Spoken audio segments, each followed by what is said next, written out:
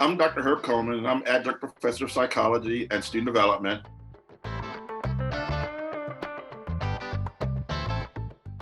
For me, teaching excellence refers to what it is you're doing in your approach.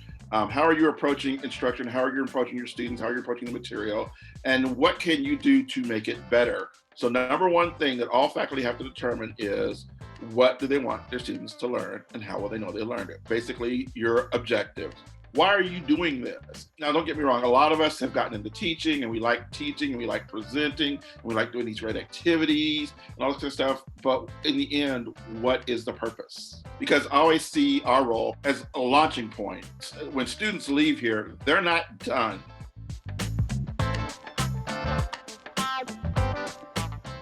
So the first day of class, at the end of my presentations and things, we go around and everybody introduces themselves and you get a lot of different responses. So you got people who have just graduated from high school, people who are still in high school, and people who went to high school in South America, Africa, Europe, all different types of things. One of the things that they comment after that is that, wow, we've got really a diverse class. So they kind of realize that to begin with.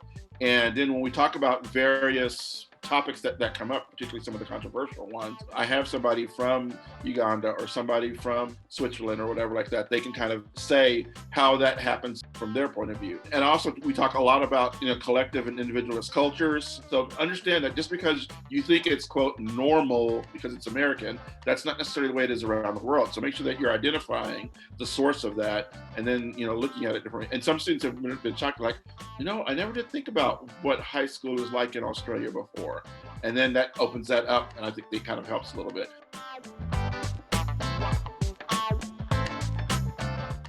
One of the things that we do is the readiness assurance process in team-based learning. Students take the test individually and then immediately take the same test with their teams, knowing that they're struggling with material and they're having to actually think, because when you actually are challenged and you have to think, that's when learning takes place. But what's really fascinating is to hear them explain to each other why something would or would not be correct. For me, that's when I see that they've gone a little bit more in depth in it, that they're trying to convey their understanding of it. The other thing that I think is sometimes rewarding is those great times when you run into a student that hasn't been in your class for a while, and then they remember something from your class and they mention it, and it just totally, floors me. So even when I'm struggling with the student who's asking the same question for the 10th time, I keep telling myself, this is going to pay off down the road at some point.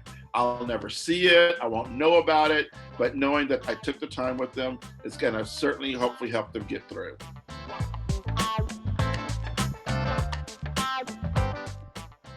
I get teased about this a lot, and really, I guess right now it still is, any given Sunday. I like it because of the way it shows football, the imagery.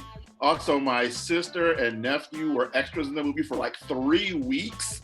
And of course, my biggest thing is the locker room speech called Inches. And I think that's the best motivational speech I've ever seen. In fact, I've used it with my staff before. And so that's why, whenever people talk about, what's your favorite movie, I always say, any given Sunday, of course.